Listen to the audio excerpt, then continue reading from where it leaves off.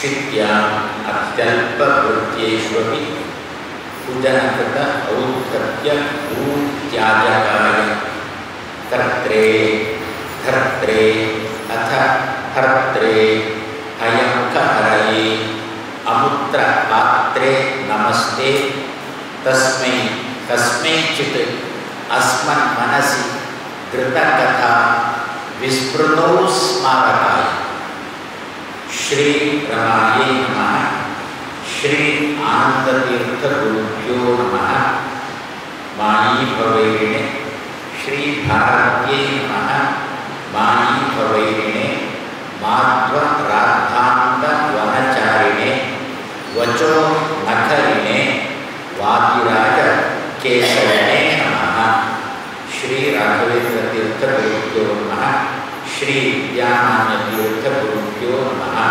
वेदान्ततर्कादिविदग्धबुद्धिं विद्याप्रसारे अर्पितजीवितं मुदा कृष्णप्रियं धीरम् अधीननाशनं नमामि उदारं विबुधेशयोगिनं श्रीगुरुभ्यो नमः श्री वेदांत महाचलं विपरीतः संयोज्य सूत्राहिपं सत्त्वागमघोषितात्महृदयं तत्पूर्वपक्षासुरैः सिद्धान्तोक्ति सुरेश्वरैश्च मथितः यः कृष्णदुग्धाम्बुधिः स्वीयानाम् अमृतं प्रयच्छति सः मां पायात् गुणोद्यन्मणिः श्री गुरुभ्यो नमः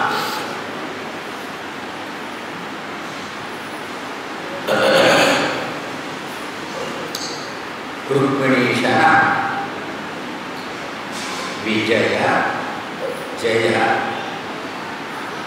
ಏನಿವಳು ರುಕ್ಮಿಣಿ ಏನಿವಳ ಸಾಮರ್ಥ್ಯ ಅಂತ ತಾಕತ್ತೇನು ವಾದಿರಾಜ ಶ್ರೀಪಾದರು ರುಕ್ಮಿಣೀಶ ವಿಜಯ ಅಂತಲೇ ಹೇಳಬೇಕಾದ್ರೆ ಅದಕ್ಕಂತಾರೆ ಹಿರಿಯರೇ ಅಂದರು ಅವಳ ಬಗ್ಗೆ ಸಾತ್ವಿಕ ಸಂಪತ್ತುಳ್ಳವರು ಅಂತ ಯಾರಿರ್ತಾರೋ ಅವರಿಗೆ ನೆಮ್ಮದಿಯನ್ನು ಕೊಡುವ ಹೆಣ್ಮಗಳಂತೆ. ಸಂಪತ್ತುಳ್ಳವರಿಗೆ ನೆಮ್ಮದಿ ಕೊಡುವವಳು ಅಂತಲ್ಲ, ಸಾತ್ವಿಕ ಸಂಪತ್ತುಳ್ಳವರಿಗೆ ನೆಮ್ಮದಿ ಕೊಡುವವಳು. ರುಕ್ಮ ಎನ್ನುವ ಶಬ್ದಕ್ಕೇನೆ ಸಂಪತ್ತು ಅಂತ ಅರ್ಥ. ಆ ಭೀಷ್ಮಕನಿಗೆ ಯಾರೊಬ್ಬ ದೈತ್ಯ ರುಕ್ಮಿ ಎನ್ನುವ ಹೆಸರಿನಿಂದ ಮಗನಾಗಿ ಹುಟ್ಟಿ ರುಕ್ಮಿಣಿಯ ಅಣ್ಣನ ಸ್ಥಾನದಲ್ಲಿ ನಿಂತ. ಹಿರಿಯರು ಹೇಳಿದ್ದುಂಟು, ರುಕ್ಮ ಶಬ್ದದ ಅರ್ಥ ಸಂಪತ್ತು. ಅಂದರೆ ಸಂಸ್ಕೃತದಲ್ಲಿ ಯಾವುದೇ ಒಂದು ಶಬ್ದ ಹೊರಗೆ ಬಂದರೂ ಕೂಡ ಸುಮ್ಮನೆ ಬರೋಲ್ಲ, ಅದು ಹಿನ್ನೆಲೆ ಇಟ್ಟುಕೊಂಡೇ ಆ ಶಬ್ದ ಬರುತ್ತೆ. ನಾವು ನಮ್ಮ ಮಕ್ಕಳಿಗೆ ನಕ್ಷತ್ರಕ್ಕನುಗುಣವಾಗಿ, ವಾರಕ್ಕನುಗುಣವಾಗಿ, ತಿಥಿಗನುಗುಣವಾಗಿ ಹೆಸರಿಟ್ಟಂತೆ ಅಲ್ಲ, ಅದಕ್ಕೆ ಸರಿಯಾಗಿ ಮಕ್ಕಳು ಬೆಳೆಯುವುದೂ ಇಲ್ಲ. ಇದು ಹಾಗಲ್ಲ, ಅರ್ಥ ಏನುಂಟು ಅದಕ್ಕೆ ಅನುಗುಣವಾಗಿ ಹೊರಟ ಶಬ್ದ. ರುಕ್ಮ ಎನ್ನುವುದಕ್ಕೆ ಸಂಪತ್ತು ಅಂತ ಹೆಸರು ಕೊಟ್ಟರು ಹಿರಿಯರು. ಯಾಕೆ ಅಂತ ಕೇಳಿದರೆ, ಯಾವುದು ಇದ್ದರೆ ವ್ಯಕ್ತಿಗೆ ಸಮಾಜದಲ್ಲಿ ಗೌರವ ಸಿಗುತ್ತೋ ಅದಕ್ಕೆ ರುಕ್ಮ ಅಂತಿದ್ರು. ಅದಕ್ಕೆ ಸರಿಯಾಗಿ ಕನ್ನಡದಲ್ಲಿ ಗಾದೆ ಮಾತು ಹೇಳ್ತಾರೆ, ದುಡ್ಡಿದ್ದವನೇ ದೊಡ್ಡಪ್ಪ ಅಂತ ಹೇಳಿಕೊಂಡು ಗಾದೆ ಮಾತು ಅದಕ್ಕೆ ಸರಿಯಾಗಿ ಬಂದಿದೆ. ಸಂಪತ್ತು ಉಂಟ ವ್ಯಕ್ತಿಯಲ್ಲಿ, ಅವನಿಗೆ 4 ಅಕ್ಷರ ಬಾಯಲ್ಲಿ ಬಾರದಿದ್ದರೂ ಅಡ್ಡಿಯಿಲ್ಲ, ಅವರಿಗೆ ವೇದಿಕೆಯಲ್ಲಂತೂ ಒಂದು ಮಣೆ ಇದ್ದೇ ಇದೆ. ಪಾಪ ತುಂಬ ಚೆನ್ನಾಗಿ ತಿಳಿದವರು, ಅರ್ಥವತ್ತಾಗಿ ಮಾತಾಡೋರು ಕೆಳಗಿನಿಂದಲೇ ಕೂಡಿರಬೇಕಾಗುತ್ತೆ, ಇವ ಮಾತ್ರ ಎತ್ತರದಲ್ಲಿ ಕೂತು ಬಿಡ್ತಾನೆ. ಹಾಗಾದರೆ ಅಷ್ಟು ಸಭಿಕರಿಗೆ ಇವ ಕಾಣಿಸುವಂತೆ ಆಯಿತಲ್ಲ. ಯಾವುದರಿಂದಾಗಿ ಇವ ಕಾಣಿಸುವಂತೆ ಆದ ಅದನ್ನು ರುಕ್ಮ ಅಂತ ಕರೆದು ಬಿಟ್ಟು ಶಾಸ್ತ್ರಕ. ಅದಕ್ಕೆ ರುಕ್ಮ ಅಂತ ಹೆಸರು ಬರೋದು. ರುಕ್ಮಿ ಅಂದರೆ ಸಂಪತ್ತುಳ್ಳ, ಗುಣ ಅಂದರೆ ಗೊತ್ತು, ಗುಣಿ ಅಂದರೆ ಗುಣವುಳ್ಳ, ಜ್ಞಾನ ಅಂದರೆ ಗೊತ್ತು, ಜ್ಞಾನಿ ಅಂದರೆ ಜ್ಞಾನವುಳ್ಳ, ಧನ ಅಂದರೆ ಗೊತ್ತು, ದನಿ ಅಂದರೆ ಧನವುಳ್ಳ, ಮತ್ಸರ ಅಂದರೆ ಗೊತ್ತು, ಮತ್ಸರಿ ಅಂದರೆ ಮತ್ಸರ, ಮೋದ ಅಂದರೆ ಗೊತ್ತು, ಮೋದಿ ಅಂದರೆ ನೆಮ್ಮದಿ ಉಳ್ಳವ, ಹೌದು ನೆಮ್ಮದಿ ಕೊಡುವ. ಉಳ್ಳವ ಮಾತ್ರ ಅಲ್ಲ, ರಾಮಚಂದ್ರನಂತೆ. ರಾಮಚಂದ್ರ ಏನು, ಅವನ ವ್ಯಕ್ತಿತ್ವ ಏನು? ತಾನು ಭವ್ಯವಾದ ಮಂದಿರದಲ್ಲಿ ಕೂಡುವುದು ರಾಮಚಂದ್ರನ ವ್ಯಕ್ತಿತ್ವ ಅಲ್ಲ, ತನ್ನನ್ನು ನಂಬಿದವರನ್ನು ಭವ್ಯ ಮಂದಿರದಲ್ಲಿ ಕೂಡಿಸಿ ತಾನು ಕೂಡುವುದು ರಾಮಚಂದ್ರನ ವ್ಯಕ್ತಿತ್ವ. ಅದೇ ರೀತಿಯಲ್ಲಿ ದೇಶದ ಜನ ಮೋದವನ್ನು ಅನುಭವಿಸುವಂತೆ ಮಾಡಿ ಅದನ್ನು ನೋಡಿ ಮೋದ ಪಡುವುದೇ ಮೋದಿ. ಹಾಗಾದರೆ ಅದೇ ರೀತಿಯಲ್ಲಿ ರುಕ್ಮಿ ಅಂದರೆ ಸಂಪತ್ತು ಉಳ್ಳವ. ಯಾವ ಸಂಪತ್ತು? ಸಾತ್ವಿಕ ಸಂಪತ್ತು. ಗೊತ್ತು, ಸಾತ್ವಿಕ ಸಂಪತ್ತೇ ನಮಗೆ ನೆಮ್ಮದಿ ಕೊಡುತ್ತೆ, ತಾಮಸ ಅಲ್ಲ ಅಂತ ನಮಗೆ ಗೊತ್ತು. ಕಂಸನನ್ನು ನಿದ್ರೆ ಬಿಡಿಸಿದ್ದೇ ತಾಮಸ ಸಂಪತ್ತು. ತಾಮಸ ಸಂಪತ್ತು ಅಂತ ಯಾವುದನ್ನು ಕರೀತೇವೆ ಅಂತಂದರೆ, ಯಾರಿಗೂ ಗೊತ್ತಾಗದೆ 4 ಕೈಗಳಿಗೆ ಮಾತ್ರ ಗೊತ್ತಾಗಿಕೊಂಡು ಮನೆಗೆ ಬರುವ ದುಡ್ಡೇ ತಾಮಸ ಸಂಪತ್ತು. ಅದನ್ನೇ ಕರೆಯುವುದು ಲಂಚ. ಕೊಟ್ಟವನಿಗೂ ಇಸ್ಕೊಂಡವನಿಗೂ ಇಬ್ಬರಿಗೆ ಮಾತ್ರ, ಅದಕ್ಕೆ 4 ಕೈಯಿಂದ ಅದಕ್ಕೆ ಕಲಿತು ಇಬ್ಬರಿಗೆ ಮಾತ್ರ ಗೊತ್ತಾಗಲ್ಲ ಅಲ್ವೋ, ಬೇರೆ ಯಾರಿಗೂ ಗೊತ್ತಾಗಲ್ಲ ಅಲ್ವೋ. ಅದನ್ನು ತಾಮಸ ಸಂಪತ್ತು ಅಂತ ಕರೀತೇವೆ ಅಲ್ವೋ. ನಂದ ಗೋಪುರದಲ್ಲಿದ್ದಂತಹ ಸಂಪದಭಿಮಾನಿನಿ ಮಧುರೆಗೆ ಬಂದದ್ದು ಯಾರಿಗೂ ಗೊತ್ತಾಗದಂತೆ ಆಯ್ತಲ್ಲ. ಯಾರಿಗೂ ಗೊತ್ತಾಗದಂತೆ ಸಂಪತ್ತು ಬಂದು ಮನೆ ಸೇರಿತು, ಕಂಸನ ಮನೆ ಸೇರಿತು. ಅದು ಕೂಡ ಯಾವಾಗ ಬಂದದ್ದು? ರಾತ್ರಿ ಹೊತ್ತಲ್ಲೇ ಬಂದದ್ದು. ನಾವಿಂದ ದುಡ್ಡನ್ನೆಲ್ಲ ರಾತ್ರಿ ಹೊತ್ತೇ ಮನೆಗೆ ತರುವುದು, ರಾತ್ರಿ ಹೊತ್ತೇ ಒಂದು ಕಡೆಯಿಂದ ಮತ್ತೊಂದು ಕಡೆಗೆ ಸಾಗಿಸುವುದು. ಆವಾಗ ಎಂತಹ ಸಂಪತ್ತು? ಕಂಸನ ಮನೆಗೆ ಬಂದಿರತಕ್ಕಂತಹ ಸಂಪತ್ತು ಅಭಿಮಾನಿ ಲಕ್ಷ್ಮಿ ಆಗಿದ್ರೂ ಕೂಡ ಕಂಸನ ಮನೆಗೆ ಬರುವಾಗ ತಾಮಸವಾಗಿ ಬಂದದ್ರಿಂದ ನಿದ್ದೆ ಮಾಡ್ತಾ ಇದ್ದ ಕಂಸ ನಿದ್ದೆ ಕೆಡಿಸು. ಇಷ್ಟೇ ತಾನೇ ಸಂಪತ್ತು ನಮಗೆ ನೆಮ್ಮದಿ ಕೊಡುವುದಿಲ್ಲ. ಆರಂಭ ಮಾಡುವುದು ಸಂಪತ್ತು ಎಲ್ಲಿಂದ ಅಂತಂದರೆ, ನಮಗೆ ಮಾನಸಿಕ ನೆಮ್ಮದಿಯನ್ನು ತೆಗೆಯುವುದು ಎಲ್ಲಿಂದ ಆರಂಭಿಸಿದಂದರೆ, ಮೊದಲು ನಮ್ಮನ್ನು ನಿದ್ದೆಯಿಂದ ಬಿಡಿಸು. ನಿದ್ದೆ ಬರೋಲ್ವೋ ಮತ್ತೆ ಒಂದೊಂದೇ ಸಮಸ್ಯೆಗಳು. ನಮಗೆ ಎಲ್ಲ ಸಮಸ್ಯೆಗಳು ನೆನಪಿಗೆ ಬರುವುದು ಚಾರ್ವೇಲಿ ಹೊರಡುವಾಗಲೇ. ಈಚೆ ತಿರುಗಿದ ಆಚೆ ತಿರುಗಿದ ನಿದ್ದೆನೇ ಬರ್ತಾ ಇಲ್ಲ. ಆದರೆ ನಿದ್ರಾಭಿಮಾನಿಗೂ ಗೊತ್ತಿವನ ಮನಸ್ಸನ್ನು ಕೆಡಿಸಬೇಕು ಅಂತಂದ್ರೆ ಮೊದಲ ಇವರಿಂದ ನಿದ್ದೆಯನ್ನು ಬಿಡಿಸೋಣ ಅಂತ. ಹಾಗಾದರೆ ಅವಳು ಕಂಸನ ಮನೆಗೆ ಬಂದು ಮೊದಲು ಮಾಡಿದ್ದೇ ಕಂಸನ ನಿದ್ದೆಯನ್ನು ಬಿಡಿಸಿದ್ದು. ಅಲ್ಲಿಂದ ಕಂಸನಿಗೆ ತಪ ಆರಂಭ ಆಯಿತು. ಆದ್ದರಿಂದ ತಾಮಸ ಸಂಪತ್ತು ಖಂಡಿತ ನಿದ್ದೆ ಕೆಡಿಸತಕ್ಕಂಥದ್ದು. ಸಾತ್ವಿಕ ಸಂಪತ್ತು ಏನು? ದುಡಿಯುತ್ತೇವೆ, ಪ್ರಾಮಾಣಿಕವಾಗಿ ದುಡಿದಿದ್ದೇವೆ, ದಿವಸಕ್ಕೆ 8 ಗಂಟೆಯೋ 9 ಗಂಟೆಯೋ ದುಡಿದಿದ್ದೇವೆ. ಈಗಂತೂ ಕಂಪೆನಿಯವರು ಅವರಿಗೆ ಕೊರೋನಾಕ್ಕೆ ಎಷ್ಟು ಅವರು ಧನ್ಯವಾದ ಹೇಳಿದರೂ ಸಾಕು ಈಗಿನ ಕಂಪೆನಿ ನಡೆಸುವುದು. ಯಾಕೆ ಗೊತ್ತಾ? ಮೊದಲೆಲ್ಲ ಹಾಗೆ ನಾವು ಕಂಪೆನಿಗೆ ಹೋಗಿಯೇ ಕೆಲಸ ಮಾಡಬೇಕಿತ್ತು. ಬೆಳಿಗ್ಗೆ 10ರಿಂದ ಸಾಯಂಕಾಲ 4-4:30 ತನಕ ಮುಗಿದೇ ಹೋಯಿತು. ಮತ್ತು ನಮ್ಗೆ ಅವ್ರಿಗೂ ಸಂಬಂಧವೇ ಇಲ್ಲ. ಯಾವಾಗ ನಿಮ್ಮ ಆಂಗ್ಲ ಭಾಷೆಯ ವರ್ಕ್ ಫ್ರಮ್ ಹೋಮ್ ಅಂತ ಏನು ಶುರುವಾಯಿತು, ರಾತ್ರಿ ಹಗಲು ನಮ್ಮನ್ನು ದುಡಿಸ್ತಾರೆ. ಎಲ್ಲಿ ಹೋಗ್ಲಿಕ್ಕೂ ನಮ್ಮನ್ನು ಬಿಡೋದು. ಹಾಗೆ 8 ಗಂಟೆಯ ಕೆಲಸ 18 ಗಂಟೆ ಮಾಡಿಸಿ ಸಂಬಳ 8 ಗಂಟೆ. ಆದರೂ ನಾವು ದುಡಿತಾ ಇದ್ದೇವೆ. ಯಾಕೆ ಗೊತ್ತಾ?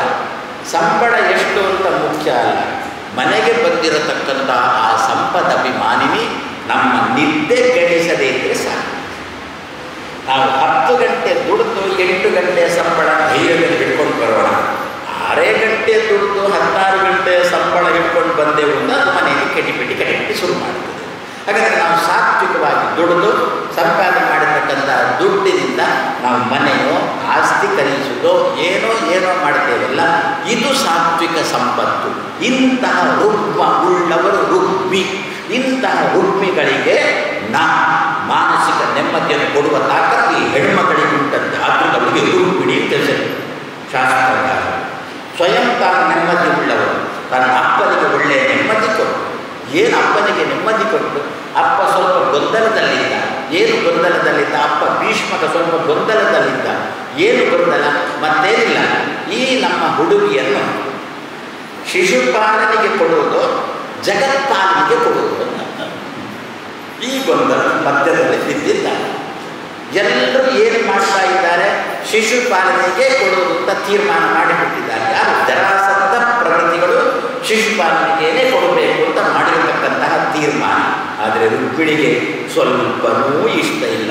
ನಾನು ಇಷ್ಟು ಓದಿರತಕ್ಕಂತಹ ಹೆಣ್ಮಗಳು, ಇಷ್ಟು ಅಧ್ಯಯನ ಮಾಡಿರತಕ್ಕಂತಹ ಹೆಣ್ಮಗಳು ಏನು ಅಧ್ಯಯನ ಮಾಡಿದಳು ಅಂತಂದರೆ, ಸಮಸ್ತ ವೈದಿಕ ಸಾಹಿತ್ಯಕ್ಕೇನೆ ಅಭಿಮಾನಿಯಾಗಿರತಕ್ಕಂತಹ ಹೆಣ್ಮಗಳು ನನ್ನನ್ನು ಹೋಗಿ ಹೋಗಿ ಹೋಗಿ ನಿಮ್ಮದೇ ಧಾಟಿಯಲ್ಲಿ ಮಾತಾಡುತ್ತಾದರೆ ಶಿಶುಪಾಲ ಅಂಗನವಾಡಿ ಶಾಲೆಯಲ್ಲಿ ಆ ಶಿಶುಗಳನ್ನು ಪಾಲನೆ ಮಾಡತಕ್ಕಂತಹ ಹುಡುಗನಿಗೆ ಕೊಟ್ಟು ಲಗ್ನ ಮಾಡುವಂತಂದರೆ ಸುತರ ಇವಳು ಒಬ್ಬವಳಲ್ಲ. ಹಾಗಾದರೆ ಇಂತಹ ಸಂದರ್ಭದಲ್ಲಿ ಶಿಶುಪಾಲನಿಗೋ ಜಗತ್ಪಾಲನಿಗೋ ಅಂತ ಗೊಂದಲ ಇದ್ದಾಗ ಆ ಭೀಷ್ಮಕನನ್ನು ಸರಿಯಾದ ಹಳಿಯಲ್ಲಿ ಹಚ್ಚಿರತಕ್ಕಂತಹ ವ್ಯಕ್ತಿಯೇ ಕೃಷ್ಣ.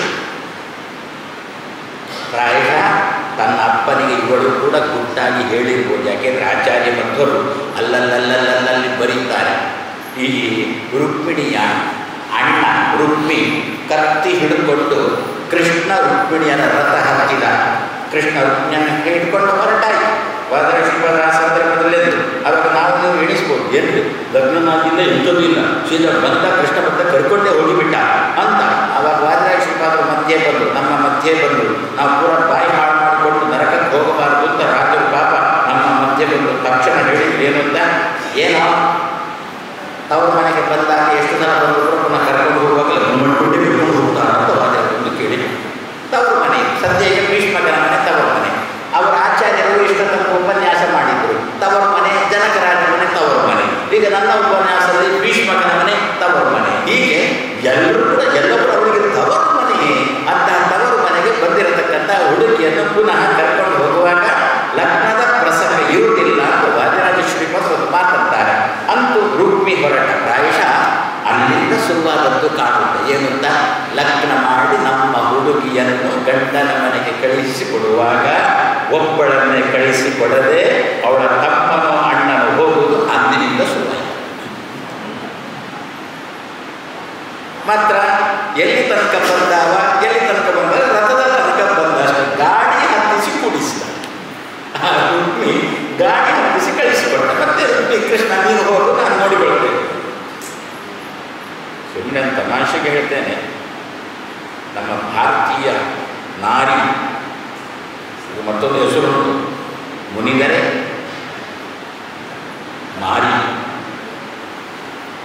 ಒಲಿದರೆ ನಾರಿ, ಮುನಿದರೆ ಮಾರಿ.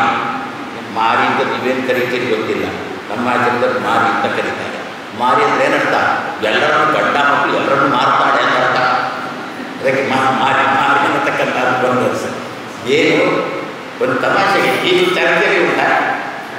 ಹುಡುಗಿಯನ್ನು ನೋಡಲಿಕ್ಕೆ ಅಂತ ನಾವು ಹುಡುಗ ಹೋಗ್ತಾನೆ, ಹುಡುಗಿ ಮನೆಗೆ ಹೋಗ್ಬೇಕು ತಾನೆ ಹುಡುಗಿಯನ್ನು ನೋಡಲಿಕ್ಕೆ. ಎಷ್ಟು ಜನ ಹೋಗ್ತೀರಾ? ಒಂದು 15-20 ಜನ ಹೋಗ್ತೀರಾ ಹುಡುಗಿಯನ್ನು ನೋಡಲಿಕ್ಕೆ. ಇದೇನರ್ಥ? ಹುಡುಗನಿಗೆ ಧೈರ್ಯ ಇಲ್ಲ. ಅದೇ ಹುಡುಗಿ ಲಗ್ನ ಆಗಿ ಗಂಡನ ಮನೆಗೆ ಬರುವಾಗ ಯಾರೂ ಇಲ್ಲ, ನಮ್ಮ ಹುಡುಗಿಯೊಟ್ಟಿಗೆ ಯಾರೂ ಇಲ್ಲ. ಯಾಕೆ? ದೇವರು ಅವಳಲ್ಲಿ ಅಂತಹ ಒಂದು ಧೈರ್ಯವನ್ನು, ತಾಳ್ಮೆಯನ್ನು, ಎರಡನ್ನು ಭಗವಂತ ಅವಳಲ್ಲಿ ತುಂಬಿಸಿದ್ದಾನೆ. ಆದ್ದರಿಂದ ನಮ್ಮ ಭಾರತ ಮಾತೆ ಇದು ಅಷ್ಟು ತಲೆ ಎತ್ತಿ ನಿಂತಿದ್ದಾಳೆ.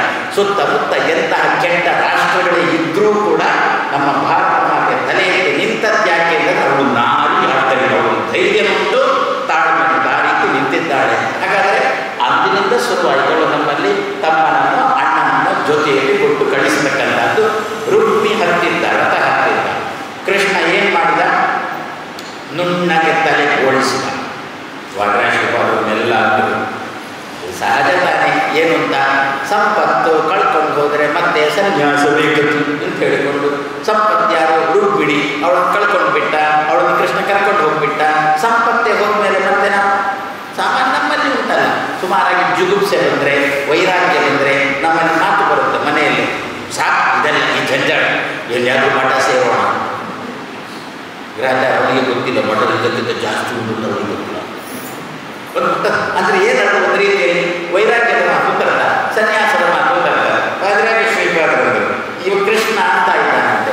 ಎಲ್ಲ ಸಂಪತ್ತು ಯಸ್ಯ ಅನುಗ್ರಹ ಇಚ್ಛಾಮಿ ತಸ್ಯ ವಿತ್ತಂ ಹರ. ದೇವರು ಮೊದಲು ಮಾಡೋದು ಅದನ್ನೇ. ಯಾರಲ್ಲಿ ನಾನು ಅನುಗ್ರಹ ಮಾಡಬೇಕು ಅಂತ ಸಂಕಲ್ಪ ಮಾಡಿದ್ದೇನೋ, ಅನುಗ್ರಹ ಮಾಡೋದು ಏನರ್ಥ? ಯಾರನ್ನು ನನ್ನ ಬಳಿಗೆ ಕರ್ಕೊಳ್ಬೇಕು ಅಂತ ಅಪೇಕ್ಷೆ ಪಟ್ಟಿದ್ದೇನೋ ಏನರ್ಥ? ನನ್ನ ಬಳಿ ಕರ್ಕೊಂಡು ಹೋಗೋದು ಏನರ್ಥ? ಬಾಕಿದ್ದನ್ನೆಲ್ಲ ಅಲ್ಲೇ ಬಿಟ್ಟು ಇವನನ್ನು ಮಾತ್ರ ಕರ್ಕೊಂಡು ಹೋಗೋದು ಅಂತಂದ್ರು, ಸನ್ಯಾಸ ಅಂತಂದ್ರು ಒಂದೇ ಅರ್ಥ. ಅಂಥವ್ರಿಗೆ ಮೊದಲು ಮಾಡುವುದು ಏನು ನಾನು ಅಂತಂದರೆ ನುಣ್ಣಗೆ ತಡೆಯಬೇಕು. ತಸ್ಯ ವಿತ್ತಂ ಹರ ಅಂತ ದೇವರ ಮಾತು. ಅದೇ ರೀತಿಯಲ್ಲಿ ರುಕ್ಮಿ ರಥ ಹತ್ತಿದ್ದ, ಕೃಷ್ಣ ನುಣ್ಣಗೆ ಗೋಡಿಸಿದ. ಇನ್ನೇನು ಕಡಿತಾನೆ ತನ್ನುವಾಗ ರುಕ್ಮಿಣಿ ತಡೆಗಳಂತೆ. ಕಡಿಬೇಡ, ಬಲಿಪಶು ಮಾಡಬೇಡ, ಎಷ್ಟಾದರೂ ನನ್ನ ಒಡ ಹುಟ್ಟಿದವ ಅಂತ ರುಕ್ಮಿಣಿ ಒಂದು ಮಾತನ್ನು ಆಚಾರ್ಯ ಬಂದರು. ತಕ್ಷಣ ಬರೆದು ಬಿಟ್ಟು ನಮಗೆ ನಿಮಗೆ ಏನು ಅಭಿಪ್ರಾಯ ಬಂತು ಈ ಸಂದರ್ಭದಲ್ಲಿ? ಕೃಷ್ಣ ತಲೆ ಕಡಿಬೇಕು ಅಂತ, ರುಕ್ಮಿಣಿ ಬೇಡ. ಏನಂತ? ಸತಿಪತಿಗಳ ಮಧ್ಯದಲ್ಲಿ ಭಿನ್ನಾಭಿಪ್ರಾಯ ಅಂತ ನಮ್ಮ ತಲೆಗೆ ತಕ್ಷಣ ಹೋಯಿತು. ಅಲ್ಲೋ ತಕ್ಷಣ ಆಚಾರ್ಯ ಮಧ್ವರು ಬರುವುದು. ಭಿನ್ನಾಭಿಪ್ರಾಯ ಅಂತ ಚಿಂತನೆ ಮಾಡಬೇಡಿ. ಯಾಕೆ ಅಂತ ಕೇಳಿದೆ. ಮೊದಲೇ ನಿನ್ನ ಮನೆಯಲ್ಲಿ ತುಂಬ ಭಿನ್ನಾಭಿಪ್ರಾಯ, ಇನ್ನು ಹಾಗೆ ಉಪಾಸನೆ ಮಾಡಿಬಿಟ್ಟು ಮತ್ತಷ್ಟು ಸೇರಿ ಬಿಡುತ್ತೆ ಅಂತ. ಹಾಗಾದರೆ ಏನಿದು? ಲೋಕದ ಅನುಕರಣೆ. ಏನು ಲೋಕದ ಅನುಕರಣೆ? ಪತಿಯಾದವ, ನಾನು ವಯಸ್ಸಿನಲ್ಲಿ ದೊಡ್ಡವ, ತುಂಬ ಓದಿದ್ದೇನೆ ಅನ್ನೋದು ಈಗಿನ ಕಾಲದಲ್ಲಿ. ಯಾಕೆ ಇಬ್ಬರು ಓದಿಲ್ಲ, ಸದ್ಯಕ್ಕೇನು ಇಷ್ಟು ಉಳ್ಕೊಂಡಿದೆ. ಏನು ಅಂತ? ಗಂಡನಾಗುವ ವಯಸ್ಸಲ್ಲಿ ದೊಡ್ಡವನಾಗಬೇಕು ಅಂತ ಅಷ್ಟು ಇನ್ನೂ ಏನು ಉಳ್ಕೊಂಡಿದೆ. ಇನ್ನು ಯಾವಾಗ ಹೋಗುತ್ತೆ ಅಂತ ಗೊತ್ತಿಲ್ಲ. ಕಾಲ ಹೋಗ್ತದೆ ಏನೋ ಗೊತ್ತಿಲ್ಲ. ಹಾಗಾದರೆ ನಾನು ದೊಡ್ಡವ ವಯಸ್ಸಿನಲ್ಲಿ, ನಾನು ಹೇಳಿದಂತೆ ಮನೆ ಮಂದಿ ಕೇಳಬೇಕು ಎನ್ನುವ ಚಟ ಹುಡುಗನಿಗೆ ಇದ್ದರೆ ಮೊದಲು ಅದನ್ನು ಅವ ಬಿಡಬೇಕು. ಹೆಂಡತಿಯ ಮಾತಿನಲ್ಲಿಯೂ ಕೂಡ ಏನಾದರೂ ಸಾರ ಇರಬಹುದು ಅಂತೇಳಿ ಸರ್ವತಃ ಸಾರಂ ಆದದ್ಯಾತ್ ಅಶ್ಮಭ್ಯ ಇವ ಕಾಂಚನ ಅಂತ ವಿದುರನ ಒಂದು ಮಾತು. ಯಾರ ಮಕ್ಕಳೇ ಆಗಲಿ ಏನೋ ಹೇಳ್ತಾರೆ, ತಾಳ್ಮೆಯಿಂದ ಕೇಳು. ಅದರಲ್ಲಿ ಏನಾದರೂ ಸ್ವಲ್ಪ ಇರ್ಬೋದು, ನಿನಗೆ ಬೇಕಾದದ್ದು ಇರ್ಬೋದು. ಪೂರ ಮಕ್ಕಳಾಟಿಗೆ ಎಲ್ಲರಿಂದ ಚೆಲ್ಲಬೇಡ. ಹೆಂಡತಿ ಹೇಳಿದ ಮಾತನ್ನು ಕಾಲ ಕಸ ಅಂತ ಮಾಡಬೇಡ. ತಾಳ್ಮೆಯಿಂದ ಕೇಳು. ನಮಗೆ ಚಿನ್ನ ಸಿಕ್ಕುವುದು ಎಲ್ಲಿ? ವಿದುರ ಕೇಳಿದ, ಚಿನ್ನ ಸಿಕ್ಕುವುದು ಎಲ್ಲಿ ನಮಗೆ? ಎಲ್ಲಿಂದ ಬಿಟ್ಟರೆ ಅಂಗಡಿಯಲ್ಲಿ ಇದ್ದಂತೇನೆ. ಅಂಗಡಿಯಿಂದ ಬಂತು. ಎಲ್ಲೋ ಬಿದ್ದ ಕಾಡು ಅಗುದು ಅಗುದು ಅಗುದು ಒಂದಷ್ಟು ಮಣ್ಣಿನ ರಾಶಿ ಆಚೆ ಹಾಕಿದಾಗ ಒಂದು ತುಂಡು ಚಿನ್ನ ಸಿಗುತ್ತೆ. ಒಂದು ತುಂಡು ಚಿನ್ನಕ್ಕೋಸ್ಕರ ಅಷ್ಟು ದೊಡ್ಡ ಗುಡ್ಡದ ರಾಶಿಯನ್ನು ತಾಳ್ಮೆಯಿಂದ ಅಗುದು ಹಾಕ್ತೇವಲ್ಲ, ಅದೇ ರೀತಿಯಲ್ಲಿ ಒಂದು ಚಿನ್ನದಂತಹ ಒಂದು ಶಬ್ದ ಹೆಂಡತಿಯ ಬಾಯಿಂದ ಸಿಗಬಹುದು ಅಂತೇಳಿ ಅವಳು ಗಂಟೆ ಗಟ್ಟಲೆ ನಮ್ಮ ಮುಂದೆ ಉಪನ್ಯಾಸ ಮಾಡ್ತಾ ಇದ್ರು. ತಾಳು ಕೇಳು, ತಾಳು ಕೇಳು. ಸ್ವಲ್ಪ ಅದರಿಂದ ಸಿಕ್ಕಿತು ಅಂತ ಹೇಳಿಕೊಂಡು ಸಂದೇಶಕ್ಕೋಸ್ಕರ ಕೃಷ್ಣ ರುಕ್ಮಿಣಿಯರ ಮಧ್ಯದಲ್ಲಿ. ಇಲ್ಲದಿದ್ದರೆ ನಾವು ಏನು ಎಣಿಸೋದು ನೋಡ್ರಿ, ಏನು ಅದು ಕೂಡ ಕೃಷ್ಣ ರುಕ್ಮಿಣಿಯರೇ ಹಾಕಿದ್ದೋ ಏನೋ ಸಮಾಜಕ್ಕೆ. ಏನು ಅಂತ? ಲಗ್ನದ ದಿವಸವೇ ಕಡಿಪಿಟಿ ಶುರುವಾಯಿತು. ಮೇಲ್ನೋಟಕ್ಕೆ ಹಾಗೆ ಕಾಣುತ್ತಾ? ಲಗ್ನದ ದಿವಸನೇ ಕೃಷ್ಣ ಕಡಿಬೇಕು ಅಂತ ಅನ್ನೋದು, ಇವಳು ಕಡಿಬಾರದು ಅಂತ. ಏನರ್ಥ? ಭಿನ್ನಾಭಿಪ್ರಾಯ ಅಂತ. ಹಾಗಾದರೆ ಕೃಷ್ಣ ರುಕ್ಮಿಣಿಯರು ಅವಾಗಲೇ ತಿಳಿಸಿದ್ದಾರೆ. ಏನು ಅಂತ? ಕಲಿಯುಗದಲ್ಲಿ ಮುಂದೆ ಲಗ್ನ ಆಗತಕ್ಕಂಥ ಪ್ರಸಂಗ ಹೇಗಿರುತ್ತೆ ಅಂತಂದರೆ, ಮೊದಲೆಲ್ಲ ಲಗ್ನ ಆಗಿ 10-50 ವರ್ಷ ಆದಮೇಲೆ ಏನು ಚೂರು ಚೂರು ಕಟಿಪಿಟಿ ಅಂತ ಅಡ್ಡಿ ಇಲ್ಲ. ಯಾಕೆಂದರೆ ಮತ್ತೆ ಇಬ್ಬರು ಸಾಯಲಿಕ್ಕೆ ತಯಾರಾದರು, ಅಡ್ಡಿ ಇಲ್ಲ, ನಡೀತದೆ. ಮತ್ತೆ ಹೋಗ್ತಾ ಹೋಗ್ತಾ ಲಗ್ನದ ದಿವಸ ಅಂತಾಯಿತು, ಮತ್ತೆ ಹೋಗ್ತಾ ಹೋಗ್ತಾ ನಿಶ್ಚಿತಾರ್ಥ ಅಂತಾಯಿತು, ಮತ್ತೆ ಹೋಗ್ತಾ ಹೋಗ್ತಾ ಹುಡುಗಿ ನೋಡಿದಾಗ ಮುಂದೆ ಕಲಿಯುಗದಲ್ಲಿ ಏನಾಗುತ್ತೆ ಎನ್ನುವುದನ್ನು ಹೆಜ್ಜೆ ಹೆಜ್ಜೆಗೂ ಕೂಡ ದ್ವಾಪರಯುಗದ ಅಂತ್ಯದಲ್ಲಿ ಕೃಷ್ಣ ರುಕ್ಮಿಣಿಯರು ತಮ್ಮನ್ನೇ ಜಗತ್ತಿಗೆ ಅರ್ಪಣೆ ಮಾಡಿಕೊಳ್ಳುವ ಮೂಲಕ ತೋರಿಸಿಕೊಟ್ಟಿದ್ದಾರೆ. ಆದ್ದರಿಂದ ನಾವಿಲ್ಲಿ ಹೆಗ್ಗಬೇಕಾದ್ದು ಏನು ಅಂತಂದರೆ, ಈ ಕಟಿಪಿಟಿ ನಿಲ್ಲಬೇಕು ಅಂತಾದರೆ ಇಬ್ಬರಿಗೂ ಕೂಡ ಅಹಂ ಎನ್ನುವುದು ಇರ್ತಾರೆ. ಯಾರಾದರೂ ಒಬ್ಬರು ತಲೆ ತಗ್ಲೇಬೇಕು, ತಗ್ಗಿಸಲೇಬೇಕು, ಹೆಣ್ಣಾಗಲಿ ಗಂಡಾಗಲಿ. ಆವಾಗ ಚೆನ್ನಾಗಿ ನಡೀತದೆ ಜೀವನ ಚಕ್ರ, ಜೀವನ ರಥ ಚೆನ್ನಾಗಿ ನಡೀತದೆ ಎನ್ನುವ ದೃಷ್ಟಿಯಿಂದ ಕೃಷ್ಣ ರುಕ್ಮಿಣಿಯರು ಈ ರೀತಿ ತಾವು ವ್ಯವಹಾರ ಮಾಡಿಕೊಂಡರು ಅಂತ ವಾದಿರಾಜಶ್ರೀ ಆಚಾರ್ಯ ಮಧ್ವರು ಈ ವಿಷಯದಲ್ಲಿ ಮಾತನಾಡ್ತಾರೆ. ಹೀಗೆ ಹಾಗಾದರೆ ಸಂಪತ್ತು ಉಳ್ಳಂತಹ ಭೀಷ್ಮಕ ರಾಜನಿಗೆ ಸ್ವಯಂ ಕೃಷ್ಣನೇ ಅಲ್ಲಿಗೆ ಬಂದು ನನಗೆ ಕೊಡು, ನಿನ್ನ ಹೆಣ್ಣನ್ನು ನನಗೆ ಕೊಡು. ಏನ್ರಿ ಕೃಷ್ಣನಿಗೆ ಹೆಣ್ಣು ಅಂತಂದ್ರೆ ಅಷ್ಟೂ ಇದಾಗ್ಬಿಟ್ರೆ ತಕ್ಷಣದಲ್ಲೇ ಕೃಷ್ಣ ಅಂತ, ನಿನ್ನ ಹೆಣ್ಣಿನ ಸೌಂದರ್ಯ ನೋಡಿ ನಾನು ಬಂದವ ಅಲ್ಲ, ಮತ್ತೆ ನನ್ನ ಭೀಷ್ಮಕ ನರಕಕ್ಕೆ ಹೋಗಬಾರದು ಅಂತ ನಾನು ಇಲ್ಲಿ ಬಂದವ ಅಂತ. ಅಕಸ್ಮಾತ್ ಈ ಹೆಣ್ಣನ್ನೆನೆಯ ಶಿಶುಪಾಲನೆಗೆ ಕೊಟ್ಟರೆ ನಿನ್ನ ಪರಿಸ್ಥಿತಿ ಏನು ಅಂತ ನೋಡಿಕೊ. ನನ್ನ ರುಕ್ಮಿಣಿಗೆ ಏನೂ ಆಗಲಿಕ್ಕಿಲ್ಲ, ಅವಳು ನೆಮ್ಮದಿಯಲ್ಲಿ ಇರ್ತಾಳೆ. ನಿನ್ನ ಕೊಟ್ಟವರ ಪರಿಸ್ಥಿತಿ ಏನಾಗುತ್ತೆ ಅಂತ ನೋಡಿಕೊ.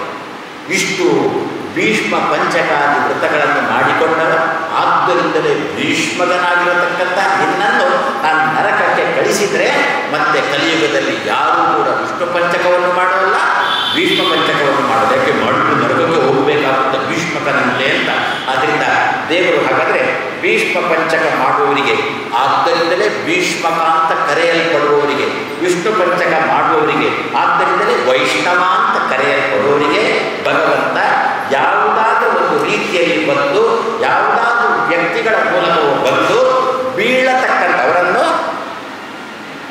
ಎತ್ತಿ ಹಿಡಿಯಿದ್ದಾನೆ ಭಗವಂತ. ಅದಕ್ಕೋಸ್ಕರ ನಮ್ಮಲ್ಲಿ ವೃತ ನಿಯಮಗಳು ಅಂತ ಮಾಧ್ವರಲ್ಲಿ ತತ್ರ ಇರುವಷ್ಟು ವೃತ ನಿಯಮಗಳು ಇನ್ನೊಬ್ಬರಲ್ಲಿಲ್ಲ. ಸಾಲದ್ದಕ್ಕೆ 2 ಉಪವಾಸ ಏಕಾದಶಿ, ಸಾಲದ್ದಕ್ಕೆ ಹರಿವಾಸರ ಬೇರೆ, ಸಾಲದ್ದಕ್ಕೆ ಕೃಷ್ಣ ಜಯಂತಿ ಉಪವಾಸ ಮತ್ತೊಂದು, ಅದು ಕೂಡ ಮರುದಿವಸ ತಿಥಿ ಭಾಂತ ಪಾರಣ ಅಂತ 2 ಉಪವಾಸಗಳು. ಒಂದು ರೀತಿಯಲ್ಲಿ ಮಾಧ್ವರ ಕೊಡುಗೆ ದೇಶಕ್ಕೆ ಎಷ್ಟಾಗಿಲ್ಲ, ಯಾರು ಹೇಳುವುದಿಲ್ಲ. ನಾವಂತೂ ಹೇಳುವುದೇ ಇಲ್ಲ, ನನ್ನ ಕೊಡುಗೆ ಇಷ್ಟು ಉಂಟು ದೇಶಕ್ಕೆ ನಾವಂತ ಹೇಳೋಲ್ಲ, ಬೇರೆಯವರು ಹೇಳೋಲ್ಲ. ತನ್ನ ಮೂಲಕ ಆ ಪುಣ್ಯ ನಾವೇ ಉಳಿಸಿಕೊಂಡಿರ್ತೇವೆ ಅಲ್ವೋ. ಈ ರೀತಿಯಲ್ಲಿ ಏನು ಕೃಷ್ಣ ಮತ್ತೆ ರುಕ್ಮಿಣಿ. ಹಾಗಾದರೆ ಇಂತಹ ಭೀಷ್ಮಕನು ಬೀಳುವವ ಹೇಳಬೇಕು ಅಂತೇಳಿ ಕೃಷ್ಣ ಆ ಸಂದರ್ಭದಲ್ಲಿ ಏನು ಮಾಡಿದ? ಭೀಷ್ಮಕನ ತಲೆಗೆ ಹೋಗಿತ್ತು, ನನ್ನ ಮಗಳು ತುಂಬ ಚಂದ, ಅವಳು ಬೇಕು ಅಂತ ಕೃಷ್ಣನಿಗೆ ಆಸೆ, ಅದಕ್ಕೋಸ್ಕರ ಈ ರೀತಿಯಲ್ಲಿ ಹೆದರಿಸ್ತಾನೆ ಅಂದರೆ ಕೃಷ್ಣ ವಿಶ್ವರೂಪ, ಮೊದಲಿನ ವಿಶ್ವರೂಪನೇ ಭೀಷ್ಮಕನಿಗೆ ಕೃಷ್ಣ,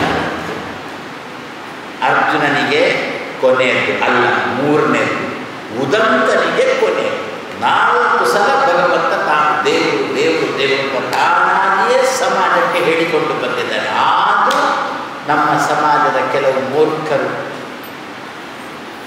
ರಾಮನ ದೇವರು ತನ್ನಲ್ಲ, ಕೃಷ್ಣನ ದೇವರು ತನ್ನಲ್ಲ. ಆಚಾರ್ಯ ಸೂಕ್ಷ್ಮ ಉಪನ್ಯಾಸದಲ್ಲಿ ಅಂದೇ ಏನಂತ, ರಾಮಚಂದ್ರನಿಗೆ ಗುಡಿ, ರಾಮಚಂದ್ರ ಕಾಡು ಅಂತ ಹೀಗೆ ಹೇಳತಕ್ಕಂಥ ಹಂದಿಗಳು ಈಗಲೂ ನಿಮ್ಮ ಮಧ್ಯೆ ಇದ್ದಾರೆ. ಆಶ್ಚರ್ಯ, ಆಗಿನ ಕಾಲದಲ್ಲೂ ಕೂಡ ಇದ್ದು, ರಾಮಚಂದ್ರನ ಕಾಲದಲ್ಲೂ ಕೂಡ ಇದ್ದು ಅಂತ. ಹೀಗೆ ಇಂತಹ ಭೀಷ್ಮಕ ರಾಜನಿಗೆ ಕೃಷ್ಣ ತಾನು ವಿಶ್ವರೂಪವನ್ನು ತೋರಿಸಿದ, ತನ್ನ ಮಗಳನ್ನು ನೋಡಿದ, ಇದರಲ್ಲಿ ಕೃಷ್ಣನ ವಿಶ್ವರೂಪವನ್ನು ನೋಡಿದ, ಮಗಳ ಮುಖ ನೋಡಿದ, ಆ ವಿಶ್ವರೂಪದಲ್ಲಿದ್ದಂಥ ಹೆಣ್ಮಕ್ಕಳ ಮುಖ ನೋಡಿದ.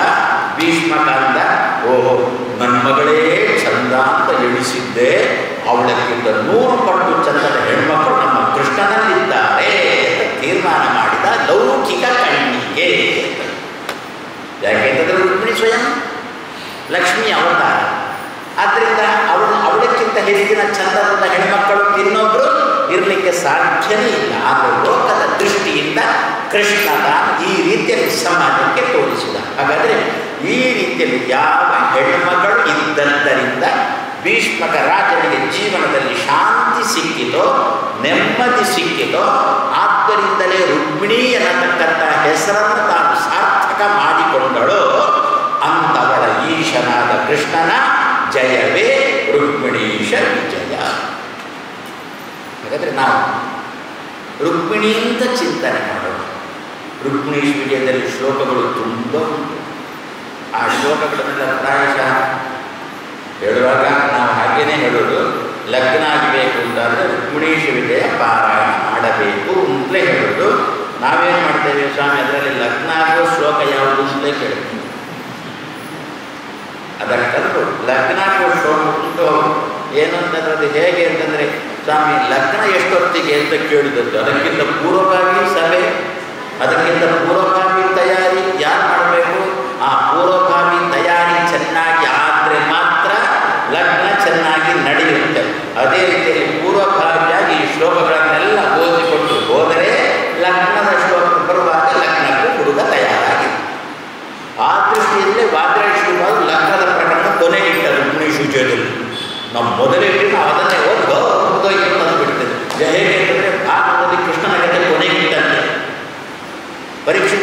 ಬೇಕಿದ್ದದ್ದೇನು ಕೃಷ್ಣ ಕಥೆ. ಕೂತ ಕೂತ ಕೂತ ಕೂತ ಈಗ ಉಂಟಾಗುತ್ತೆ, ಈಗ ಎಲೆ ಹಾಕ್ತಾರೆ, ಈಗ ಎಲೆ ಹಾಕ್ತಾರೆ ಅಂತ ಕೂತರು ಕೂತರು ಕೂತರು. ಉಪನ್ಯಾಸ ಮುಗಿಯುವಂತೂ ಏನೇ ಯಾಕೆ ವ್ಯವಸ್ಥಾಪಕರಿಗೆ ಗೊತ್ತು, ಮೊದಲೇ ಎಲೆ ಹಾಕಿ ಊಟ ಮಾಡಿ ಮತ್ತೆ ಉಪನ್ಯಾಸಕ್ಕೆ ಉಪನ್ಯಾಸ ಮಾಡೋದು ಮಾತು ಇರಬೇಕಾಗುತ್ತೆ ಅಂತ ಗೊತ್ತು. ಅದಕ್ಕೋಸ್ಕರ ಏನು ಮಾಡಿ ಈಗ ಊಟ ಈಗ ಊಟ ಈಗ ಊಟ ಅಂತಂದ್ರು ಉಪನ್ಯಾಸಕ್ಕೆ ಶುರು ಮಾಡಿದ್ರು. ಅವ್ರು ಉಪನ್ಯಾಸ ಶುರು ಮಾಡಿದ್ರು, ನಾವು ಕೂರ್ತಾ ಇದ್ದೇವೆ. ಆ ಉಪನ್ಯಾಸ ಮುಗಿಯುವಾಗ ಬರೋಣ ಅಂತಂದರೆ ಎಷ್ಟೊತ್ತಿಗೆ ನಿಲ್ಲಿಸ್ತಾರೆ ಅಂತ ಗೊತ್ತಿಲ್ಲ. ಆ ಪ್ರಾಯೋಜಕರು ಹೇಳಲಿಲ್ಲ, ಒಂದು ಅರ್ಧ ಗಂಟೆ ಉಪನ್ಯಾಸ ಮಾಡ್ತಾರೆ ಅಂತ ಹೇಳ್ತಿದ್ರೆ ಆವಾಗ ನಾವು ಅರ್ಧ ಉಪನ್ಯಾಸ ಶುರುವಾದಾಗ ಹೊರಟು ಹೋಗಿ ಅರ್ಧ ಗಂಟೆ ಬಿಟ್ಟು ಬರ್ಬೋದಿತ್ತು. ಎಷ್ಟೊತ್ತಿಗೆ ನಿಲ್ಲಿಸ್ತಾರೆ ಅಂತ ಹೇಳಿದ್ರು. ಅದರಿಂದ ಕೂಡ್ತಾ ಇರುತ್ತೇವಲ್ಲ, ಅದೇ ರೀತಿಯಲ್ಲಿ ಪರೀಕ್ಷಿತರಾಗನ್ನು ಕೂಡಿಸಿದ್ರು. ನಿನಗೆ ಕೃಷ್ಣ ಕಥೆನ ಹೇಳ್ತೇನೆ ಅಂತಂದ್ರು. ಮೊದಲಿನ 9 ಸ್ಕಂದಗಳನ್ನು ತುಂಬಿಸಿ ತಡ್ಕೊಳ್ಳಿಕ್ಕೆ ಆಗಲೇ ಇಲ್ಲ ಪರೀಕ್ಷಿತರಾಗಂತ. ಕೃಷ್ಣ ಕಥೆ ಹೇಳ್ತೀರೋ ಇಲ್ವೋ ಅಂತ ಕೇಳಿ, ಹೊಟ್ಟೆಯಲ್ಲಿ ರಕ್ಷಣೆ ಮಾಡಿದ ಅಮ್ಮನ ಹೊಟ್ಟೆಯಲ್ಲಿ ನನ್ನನ್ನು ರಕ್ಷಣೆ ಮಾಡಿರತಕ್ಕಂಥ ಕೃಷ್ಣ ರೂಪದ ಚಿಂತನೆ ನನಗೆ ಬೇಕು, ಹೇಳ್ತೀನಿ ನೋಡಿದಾಗ 10ನೇ ಸ್ಕಂದದಲ್ಲಿ ಶುರು ಮಾಡಿ. ಮತ್ತೆ ಉಳಿದದ್ದು 11ನೇದು. ಮತ್ತು ಅಲ್ಲಿ 11ರಲ್ಲಿ ಕೂಡ ಕೃಷ್ಣ ಕಥೆಯಲ್ಲಿ ಹೇಳಿದ್ದು. ಯಾಕೆ ಉದ್ಧವ ಗೀತೆಯಿಂದ ಬಂದದ್ದು ಕೃಷ್ಣ ಕಥೆ, ಕೃಷ್ಣನ ಇಲ್ಲೇ ಬಂದದ್ದು. 12ನೇ ಸ್ಕಂದ ಮುಗಿಸಬೇಕಂತ ಸ್ಕಂದ. ಆ ದೃಷ್ಟಿಯಲ್ಲಿ ವಾದಿರಾಜ ಶ್ರೀಪಾದರು ಕೂಡ ಲಗ್ನ ಅಂತಂದರೆ ಅಷ್ಟು ಕಷ್ಟ ಉಂಟು. ರುಕ್ಮಿಣೀ ಶಿವತೆಯ ಒಂದು ಗ್ರಂಥ ಓದಿದಾಕ್ಷಣಕ್ಕೆ ಆಗ್ತದೆ ಅಂತ ಭಾವಿಸಬೇಡಿ. ನಮ್ಮ ಪ್ರಯತ್ನದ ಜೊತೆಗೆ ಇರಬೇಕು ಅಂತ ತಿಳಿಸುವುದಕ್ಕೋಸ್ಕರ ಈ ಗ್ರಂಥದ ಕೊನೆಯಲ್ಲಿ ರುಕ್ಮಿಣಿ ಸ್ವಯಂವರವನ್ನು ವಾದಿರಾಜ ಶ್ರೀಪಾದರು ಮಾಡ್ತಾರೆ. ಮತ್ತೆ ಯುದ್ಧ, ಮತ್ತೆ ಅದರ ಸಮಾಪ್ತಿ ಮಾಡ್ತಾರೆ. ಆ ದೃಷ್ಟಿಯಲ್ಲಿ ಈ ಗ್ರಂಥಕ್ಕೆ ಅಷ್ಟು ಮಹತ್ವ ಇದೆ. ಹಾಗಾದರೆ ಏನು, ಇದೆಲ್ಲ ಲೌಕಿಕವಾಗಿ ಆಯಿತು. ಒಂದು ಹೆಣ್ಮಗಳ ಸಂಪರ್ಕ, ಗಂಡು ತಾದ ಮೇಲೆ ಅವ ಗೃಹಸ್ಥ ಜೀವನ, ಅವಳು ಗೃಹಿಣಿ ಆಗಬೇಕು, ಇವ ಗೃಹಸ್ಥನಾಗಬೇಕು. ಆ ಜೀವನ ನಮ್ಮಲ್ಲಿ ಮುಖ್ಯವಾಗಿ ಬೇಕೇ ಬೇಕು. ಅದಕ್ಕೋಸ್ಕರ ಔಷಧಿ ಕೊಡೋದು. ಆದಮೇಲೆ ಸರಿ, ಒಂದು ಹುಡುಗಿ ಸಿಕ್ಕಿದ್ರು, ಒಳ್ಳೆಯ ಹುಡುಗಿ, ರುಕ್ಮಿಣಿ ಅಂತ ಹುಡುಗಿ ನಿನ್ನೆನೆ ಹೇಳಿದ್ದೆ ನಾನು. ಏನಂತ ಅವರು ಅದನ್ನು ನಿರೀಕ್ಷೆ ಮಾಡ್ತಾರೆ, ಇವನಿಗೆ ಕೊಡಬೇಕು ಅಂತ. ಇವನ್ನ ಹುಡುಗಿ ಬೇಕು ಅಂತ ನಿರೀಕ್ಷೆ ಮಾಡುತ್ತಾನೆ. ಅಂತಹ ಹುಡುಗಿಯನ್ನೇ ಒದಗಿಸಿಕೊಡತಕ್ಕಂಥ ಗ್ರಂಥ ಆಯ್ತು, ಲಗ್ನದಲ್ಲಿ ಆಯ್ತು. ಮುಂದೆ ಈ ರುಕ್ಮಿಣಿ ನಮ್ಮ ಜೀವನದಲ್ಲಿ ಬರಬೇಕು. ಏನು ರುಕ್ಮಿಣಿ ಅಂದರೆ, ಒಂದು ಭೀಷ್ಮರಾಜನಿಗೆ ಮಗಳಾಗಿ ಹುಟ್ಟಿದ್ದು, ಸಾತ್ವಿಕ ಸಂಪತ್ತುಳ್ಳವರಿಗೆ ನೆಮ್ಮದಿ ಕೊಡುವವರು, ಈ ಅರ್ಥದಲ್ಲಿ ರುಕ್ಮಿಣಿ ತೊಂದಾಯಿತು. ನಿಜವಾಗಿ ಇನ್ನೂ ಬೇಕಾದದ್ದು ಇನ್ನು ಗೃಹಸ್ಥನಾಗಲು ಯಾವುದಕ್ಕೋಸ್ಕರ? ಅಧ್ಯಯನಕ್ಕೋಸ್ಕರ, ದೇವರನ್ನು ತಿಳ್ಕೊಳ್ಳುವುದಕ್ಕೋಸ್ಕರ. ಹಿರಿಯರು ಏನು ಹೇಳಿದರು? ಏಕಾಂತಪಸ್ವಿ ದ್ವಿಹಿ ಅಧ್ಯಾಯ ಅಂತದ್ದು. ಜಪ ಮಾಡುವಾಗ ಒಬ್ಬನೇ ಮಾಡು, ಅಧ್ಯಯನ ಮಾಡುವಾಗ ಇಬ್ಬರಿಬ್ಬರು ಕೂತು ಅಧ್ಯಯನ ಮಾಡಿ ಅಂತದ್ದು. ಗೊತ್ತಾ, ಜಪ ಮಾಡುವಾಗ ಇಬ್ಬರಿಬ್ಬರು ಒಂದು 5 ಗಾಯತ್ರಿ ಅವ ಮಾಡ್ತಾನೆ, 5 ಗಾಯತ್ರಿ ಇವ ಮಾಡ್ತಾನೆ, 10 ಗಾಯತ್ರಿ ಆಯಿತು. ಇಬ್ಬರನ್ನು ಸೇರಿ 10 ಗಾಯತ್ರಿ ಆಯಿತು. ಹೇಗೆ ಅಂತಂದರೆ ಅದಕ್ಕೆ ಸರಿಯಾಗಿ ನಮ್ಮದು, ಅದಕ್ಕೆ ನೀವು ಆಂಗ್ಲ ಭಾಷೆಯಲ್ಲಿ ಏನು ಹೇಳ್ತೀರಾ? ಏನು ಕೊಯಲಿಷನ್ ಗೌರ್ಮೆಂಟು, ಸಮ್ಮಿಶ್ರ ಸರ್ಕಾರ. ಇವನಿಗೂ ಮೆಜಾರಿಟಿ ಇಲ್ಲ, ಅವನಿಗೂ ಮೆಜಾರಿಟಿ ಇಲ್ಲ, ಇಬ್ಬರು ಸೇರಿ ಮೆಜಾರಿಟಿ ಬಂತು. ರಾಜ್ಯಪಾಲ ದಸ್ಕತ್ತಾಗಿದೆ, ಮಾಡಿ ಸರ್ಕಾರ. ಇದನ್ನು ನೋಡಿದ ಶಾಲೆಯಲ್ಲಿ ಇಬ್ಬರು ಹುಡುಗರು ಅದು ಪಾಸಾಗಬೇಕಾದ್ರೆ 35 ಮಾರ್ಕ್ ಬೇಕು ಕಾಣುತ್ತಲ್ವ, 100ರಲ್ಲಿ 35 ಬೇಕು. ಇವನಿಗೆ 20 ಸಿಕ್ಕಿತ್ತು, ಅವನಿಗೆ 20 ಸಿಕ್ಕಿತ್ತು, ಇಬ್ಬರು ಫೇಲ್. ಆಂಧ್ರದಲ್ಲಿ ಸರ್ಕಾರ ಆವಾಗ ಅಂದಂತೆ ಸಮ್ಮಿಶ್ರ ಸರ್ಕಾರ, ಇಬ್ಬರು ಒಟ್ಟು ಸೇರಿದ್ರು. ಅಧ್ಯಾಪಕರ ಹತ್ರ ಹೋದರು, ನಮಗೆ ಇಬ್ಬರಿಗೆ ಸೇರಿ 40 ಮಾರ್ಕ್ ಪಾಸ್ ಮಾಡಿ. ಇಬ್ಬರು ಸೇರಿ ಮೆಜಾರಿಟಿ ಬಂತಲ್ಲ, ಅಲ್ಲಿ ಸರ್ಕಾರ ರಚಿಸಿದ್ರಲ್ಲ, ಇಬ್ಬರು ನಮ್ಮದು ಸೇರಿಸಿದಾಗ 40 ಮಾರ್ಕ್ ಬಂತು. ನಮಗೂ ಮೇಲೆ ಸರ್ಕಾರ ಮಾಡಲಿಕ್ಕೆ ಅನುಮತಿ ಕೊಡಿ ಅಂತ. ಆ ಅಂತ ಕಚಡಗಳು ಎಲ್ಲಿಯಾದರೂ ಉಂಟ ಇರ್ತಾರೆ, ಸಮ್ಮಿಶ್ರ ಸರ್ಕಾರ ಅಂತ ಎಲ್ಲಿನಾದರೂ ಉಂಟ. ಹಾಗಾದರೆ ಏನಿಂತಹ ಸಂದರ್ಭದಲ್ಲಿ ನಮ್ಮಲ್ಲಿ ಗಾರ್ಹಸ್ಥ್ಯ ಜೀವನ ಆರಂಭ ಆದಮೇಲೆ ನಮಗೆ ಇರುವುದೇ ಯಾವುದಕ್ಕೋಸ್ಕರ ಅಂತಂದರೆ ರುಕ್ಮಿಣಿಯನ್ನು. ರುಕ್ಮಿಣಿ ಅಂತಂದರೆ ವೈದಿಕ ಸಾಹಿತ್ಯದ ಅಭಿಮಾನಿನಿ, ಲಕ್ಷ್ಮೀ ರೂಪ. ರುಕ್ಮಿಣಿ ಅಂತಂದರೆ ಶ್ರುತಿಕತಿಗಳಿಗೆ ಅಭಿಮಾನಿನಿ ಲಕ್ಷ್ಮಿ.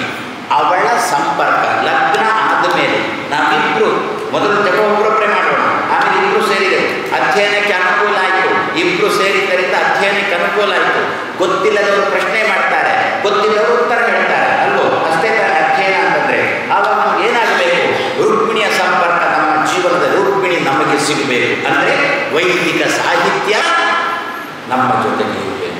ವೈದಿಕ ಸಾಹಿತ್ಯ ಜೊತೆಗಿರಬೇಕು ಅಂತಂದರೆ ನಾವು ಹೇಳ್ಬೋದು, ನಾವು ಸಂಸ್ಕೃತ ಓದಿಲ್ಲ ಸ್ವಾಮಿ, ನಮಗೆ ಅಗ್ನಿಮೇಳೆ ಪುರೋಹಿತ ಅಂತ ಹೇಳಲಿಕ್ಕೆ ಬರೋಲ್ಲ, ಹೆಣ್ಮಕ್ಳು ಹೇಳಲಿಕ್ಕೆ ತೊಡಗಿದ್ರೆ ಹೇಳಬೇಡಿ ಅಂತೀರಾ, ಹೇಳುವವರು ಹೇಳೋಲ್ಲ, ಹೇಳಲಿಕ್ಕೆ ತಯಾರಿದ್ದವರು ಹೇಳಬೇಡ ಅಂತೀರಾ. ಮತ್ತೆ ನಮಗೆ ಹೌದಾ? ಅದಕ್ಕೆ ದಾಸರುಗಳು ಬರುವರು, ಅದನ್ನೇ ಉಪನಿಷತ್ತನ್ನೇ ವೇದವನ್ನೇ ಕನ್ನಡೀಕರಿಸಿದರು. ಅದನ್ನಾದರೂ ನಾವು ಹೇಳೋಣ, ಮನೆಯಲ್ಲಿ ಇಬ್ಬರು ಕೂತು ಆ ಸ್ತೋತ್ರವನ್ನು ಹೇಳೋಣ, ಆ ಹಾಡನ್ನು ಹೇಳೋಣ, ಆ ರುಕ್ಮಿಣಿಯನ್ನು ವೈದಿಕ ಅದಕ್ಕೂ ಅಭಿಮಾನಿ ರುಕ್ಮಿಣಿಯೇ, ವೇದಕ್ಕೆ ಮಾತ್ರ ಅಲ್ಲ, ದಾಸರು ಕೊಟ್ಟಿರತಕ್ಕಂಥ ಕನ್ನಡದ ಹಾಡುಗಳಿಗೂ ಕೂಡ ಅಭಿಮಾನಿನಿ ರುಕ್ಮಿಣಿ. ಆ ರುಕ್ಮಿಣಿಯ ಸಂಪರ್ಕ ಯಾರಿಗಾಗಬೇಕು? ಜೀವನದಲ್ಲಿ ನಮಗಾಗಿದೆ, ಅವಳ ಜೊತೆ ನಮ್ಮ ಜೀವನ ಆಗಬೇಕು. ನಾವೆಲ್ಲರೂ ಕೂಡ ಈ ಸಂದರ್ಭದಲ್ಲಿ ಗಂಡು, ಇನ್ನು ಹೆಣ್ಮಕ್ಕಳು ಎಣಿಸ್ಬೋದು ಏನಂತ, ಅದು ರುಕ್ಮಿಣಿ ಅಂತಾದ್ರೆ, ಅದರ ಅಭಿಮಾನಿ ರುಕ್ಮಿಣಿ ಅಂತಾದರೆ ನಾವು ಹೆಣ್ಮಕ್ಕಳೇ ಆದರೆ ನಮಗೂ ಸಂಪರ್ಕ ಇದೆ, ಗಂಡಸರಾದ್ರೆ ಆಯ್ತಲ್ಲ. ಅದಕ್ಕೆ ಅಂದರು, ಒಂದು ಅಂದರು ಮತ್ತೊಂದು ನಾವು ಇಟ್ಟುಕೊಳ್ಬೇಕು. ಏನಂದರು ದಾಸರು? ನಾವೆಲ್ಲ ಹೆಣ್ಣುಗಳಂತ ದಾಸರಂತಿದ್ದಾರೆ. ಒಂದು ಸಂದರ್ಭದಲ್ಲಿ ನೀ ಗಂಡ ನಾ ಹೆಣ್ಣು, ಇದು ನಾವು ಮಾತಾಡೋದಿಲ್ಲ, ನಾವು ಹೇಳ್ತೇವೆ ನೀ ಗಂಡ ನಾ ಹೆಣ್ಣು. ಗಂಡ ಮಾಡಿದ ಪಾಪದಲ್ಲಿ ಹೆಂಡತಿಗೆ ಪಾಲು, ಹೆಂಡತಿ ಮಾಡಿದ ಪುಣ್ಯದಲ್ಲಿ ಗಂಡನಿಗೆ ಪಾಲು, ಗಂಡ ಮಾಡಿದ ಪುಣ್ಯದಲ್ಲಿ ಹೆಂಡತಿಗೆ ಪಾಲು, ಹೆಂಡತಿ ಮಾಡಿದ ಪಾಪದಲ್ಲಿ ಗಂಡನಿಗೆ ಪಾಲು. ದಾಸರನ್ನು ಖಚಿತ ಆಯ್ತಲ್ಲ, ಮಾಡ್ತೇನೆ ಅಂತಂದ್ರು, ನೀ ಗಂಡ ನಾ ಹೆಂಡತಿ. ಒಂದು ಮತ್ತೊಂದು ನಾವಿಟ್ಟುಕೊಳ್ಳೋಣ ಏನಂತ, ರುಕ್ಮಿಣಿಯ ವಿವಾಹದ ಸಂದರ್ಭದಲ್ಲಿ ರುಕ್ಮಿಣಿ ನಮಗೆ ಸಿಗಬೇಕು. ಯಾರ್ಯಾರ ಶಿಶುಪಾಲನೆಗೆ ಸಿಗುವುದಲ್ಲ, ಯಾರ್ಯಾರ ಕೈಗೆ ರುಕ್ಮಿಣಿ ಸಿಗುವುದಲ್ಲ. ಈ ದಿವಸ ಯಾರ್ಯಾರ ಕೈಗೆ ವೇದ ಸಿಕ್ಕಿ ಏನೇನೇನೋ ಒಂದು ವೇಳೆ ಶಿಶುಪಾಲನ ಕೈಗೆ, ಶಿಶುಪಾಲನ ಪಾಲನೆ ಮಾಡೋರ ಕೈಗೆ ಈ ರುಕ್ಮಿಣಿ ವೈದಿಕ ಸಾಹಿತ್ಯ ಸಿಗುತ್ತಿದ್ರೆ ಏನಾಗ್ತಿತ್ತು ನಮ್ಮ ಪರಿಸ್ಥಿತಿ?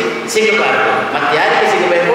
ಪ್ರೌಢಪಾಲನೆಗೆ ಸಿಗಬೇಕು ವಿನಃ ಶಿಶುಪಾಲನೆಗೆ ಸಿಗಬಾರದು. ನಾವೆಲ್ಲ ಪ್ರೌಢಪಾಲರು. ಯಾಕೆ? ಜೀವನದಲ್ಲಿ ಪ್ರೌಢಾವಸ್ಥೆಗೆ ಬಂದಿದ್ದೇವೆ, ಲಗ್ನ ಆಗಿದ್ದೇವೆ, ಸರಿ ತಪ್ಪು ಯಾವುದು ಗೊತ್ತುಂಟು. ಇಂತಹ ನಾವೆಲ್ಲರೂ ಕೂಡ ಗಂಡುಗಳು. ಆ ರುಕ್ಮಿಣಿಯ ಜೊತೆ ವಿವಾಹ ನಮಗಾಗಬೇಕಂದ್ರೆ ರುಕ್ಮಿಣಿ ಅಂತಕ್ಕಂಥ ವೈದಿಕ ಸಾಹಿತ್ಯದ ಸಂಪರ್ಕ ನಮಗೆ ಸದಾ ಕಾಲ ಇರಬೇಕು.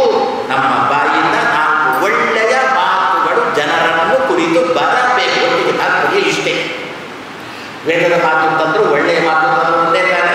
ವೇದದ ಮಾತು ಅಪೌರುಷೇಯ ಮಾತು ತಾನೆ.